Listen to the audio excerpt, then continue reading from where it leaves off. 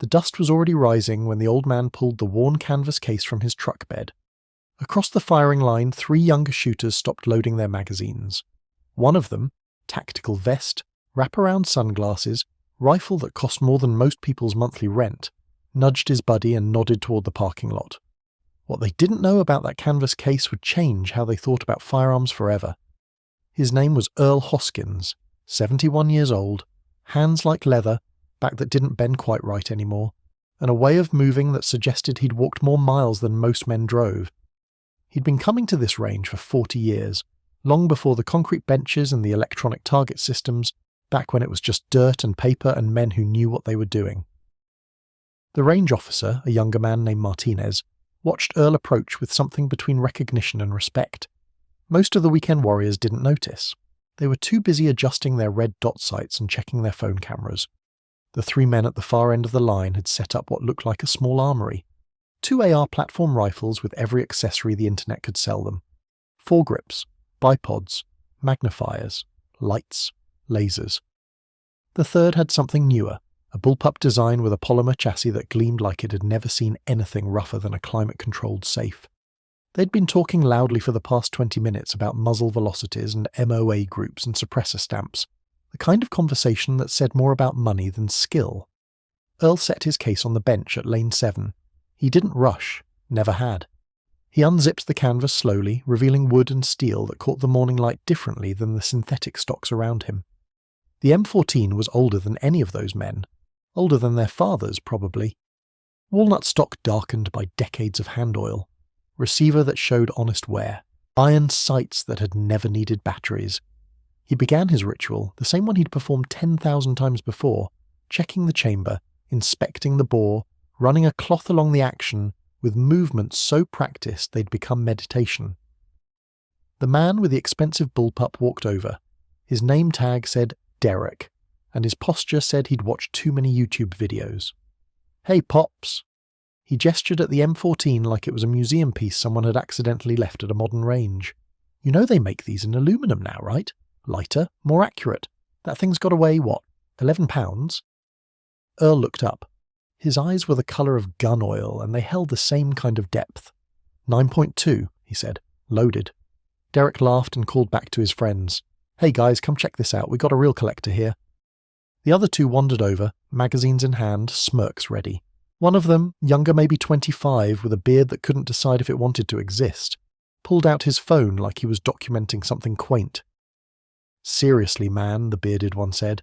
"That thing's like Vietnam era. My grandfather had one of those. Pretty sure it's in his attic now." "Your grandfather," Earl said quietly, "had good taste." The third man, heavier, with a polo shirt straining at the buttons, crossed his arms. "Look, no offence, but you're going to be here all day trying to keep up with us. Those things jam if you look at them wrong. No gas system tuning, no adjustable anything. It's basically a fancy bolt action at this point." Earl said nothing. He slid a 20-round magazine into the rifle with a click that sounded like a door closing. Then he looked west, where the horizon had begun to blur. The wind had shifted in the last few minutes. Anyone who'd spent time in the desert knew what that meant. Anyone who'd really spent time there.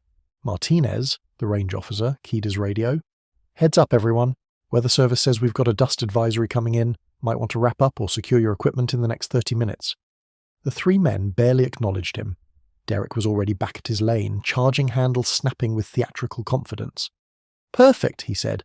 "Let's see who can group tighter before this thing hits. $50 says my rig outperforms anything on this line." "I'll take that action," the bearded one said. They both looked at Earl with the kind of invitation that was really a challenge. "What about you, old-timer? Want to throw in? Unless you're worried about that antique." Earl's jaw tightened. Just slightly. The way it used to when someone gave him bad intel. "I'm not worried." They started shooting. The AR platforms cracked with that sharp, fast rhythm that modern rifles produce. Controlled bursts, quick follow-up shots. The mechanical efficiency of weapons designed by engineers who'd never carried one through mud. Derek was decent. Not great, but decent. His groups at 50 yards were acceptable. The bearded one was worse, jerking his trigger, fighting his own flinch. The heavy man had clearly bought more rifle than he could handle. His shots scattered like he was trying to wound multiple targets at once. Earl waited. He always waited. Let them burn through their magazines and their enthusiasm. Then he settled into position. Not the aggressive tactical stance the others used, but something older, steadier. A breath in, a breath out. Squeeze. The M14 spoke differently than the others. Deeper, more deliberate. Each shot carried weight. His first group at 50 yards was tight enough to cover with a quarter. The men stopped shooting to watch. They didn't say anything, but their silence said enough. Then the dust arrived. It didn't build gradually the way storms do in movies. It came like a wave, a wall of tan and brown that swept across the range and swallowed the sunlight. The wind went from a whisper to a roar in seconds, and suddenly visibility dropped to 20 feet. Martinez was shouting into his radio, telling people to cease fire and secure their weapons. Most of the shooters scrambled to pack up and run for their vehicles, but Derek and his friends didn't move fast enough. They'd been mid-magazine when the storm hit, and now they were fighting against grit that found every gap in their equipment. The bearded one tried to cycle his bolt. It stuck.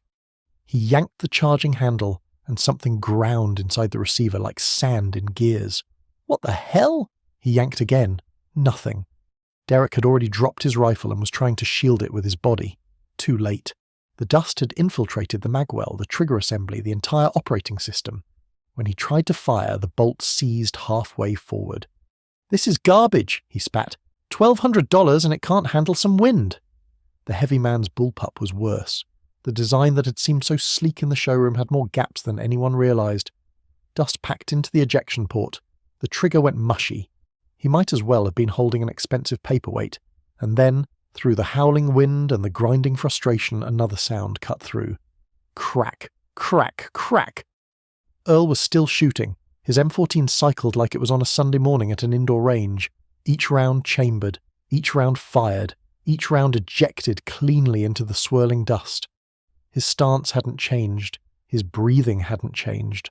Only his eyes moved, tracking something beyond the targets, beyond the storm, into a distance that existed only in memory.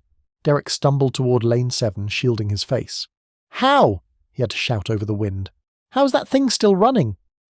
Earl didn't stop. Crack, crack, crack. Magazine empty.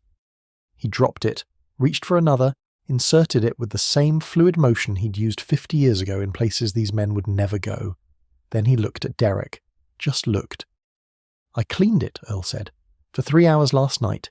Every pin, every spring, every surface that dust could touch, because I learned a long time ago that your weapon is only as good as the care you give it." He paused. "And because some things were built to work when everything else fails." Martinez had made his way down the line, checking on shooters, securing the range. When he reached Lane 7, he stopped. His face changed. Recognition. Something more. "Wait." Martinez moved closer, squinting through the dust. "Earl Hoskins?" His voice had shifted from professional to something almost reverent. "The Earl Hoskins?" Derek looked between them, confused. The other two had gathered now, their dead rifles cradled uselessly in their arms. "You know him?" the bearded one asked. Martinez almost laughed. "Know him? My uncle served with him. K-Sun, 1968. He turned to the three younger men with an expression that suggested they'd just insulted someone they shouldn't have. This man was a Marine Scout sniper, one of the original M14 marksmen before they standardized the M40. Do you understand what that means? No one answered. "It means," Martinez continued, "that when everyone else was carrying 16-round magazines and praying the M16 wouldn't jam in the mud, Earl Hoskins was out there with that rifle, that exact rifle, dropping targets at 800 yards in conditions that would make this dust storm look like a light breeze. He has 73 confirmed kills. 73. He spent 2 weeks in a hide site during the monsoon season, never moving, never making a sound, keeping that weapon functional with nothing but a toothbrush and determination. He earned a Silver Star for holding a position alone after his spotter was killed, taking out an entire NVA squad that was about to overrun a medical station. 4 Purple Hearts, the Navy Cross, and you," he pointed at Derek, "you called his rifle an antique." The heavy man's face had gone pale. We didn't know. That's the point." Earl spoke now, and his voice carried a weight that the storm couldn't diminish. "You didn't know. You looked at wood and steel and saw something old, something beneath you. something to mock.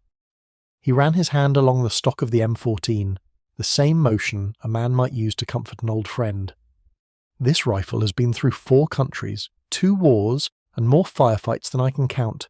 It's been dropped in rivers and buried in sand and frozen in mountains.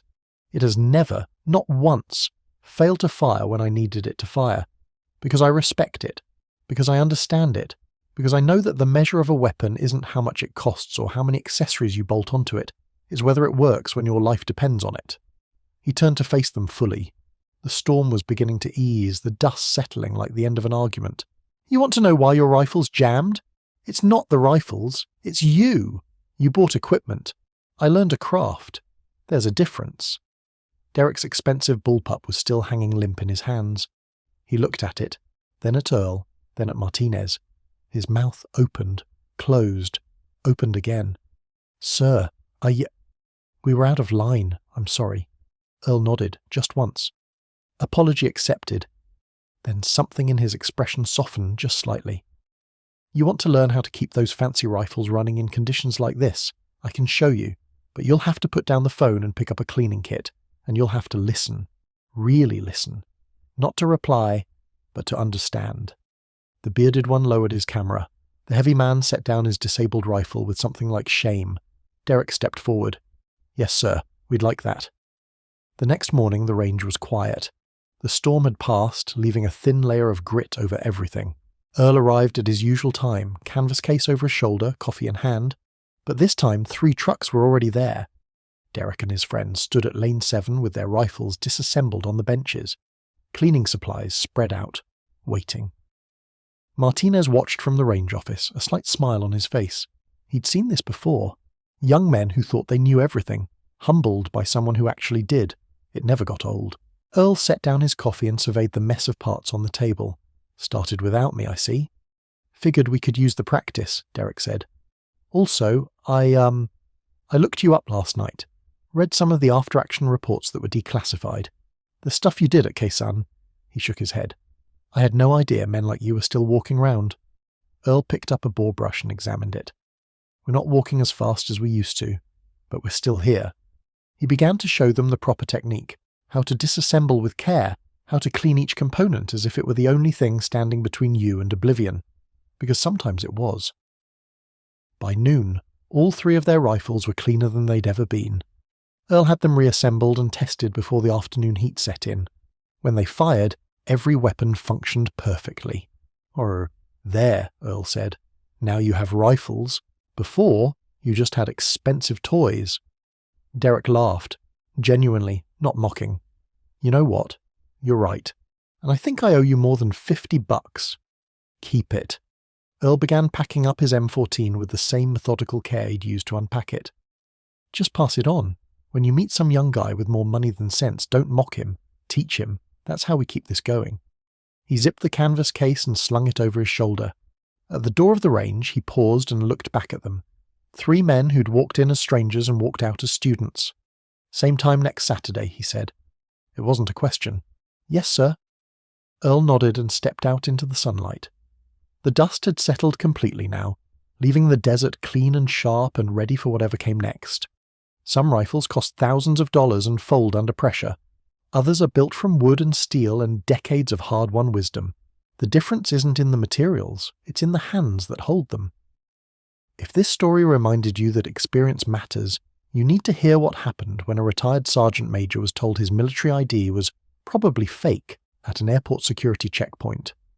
The TSA agent's supervisor turned out to be his former platoon leader. Subscribe for more stories of veterans whose service speaks louder than words.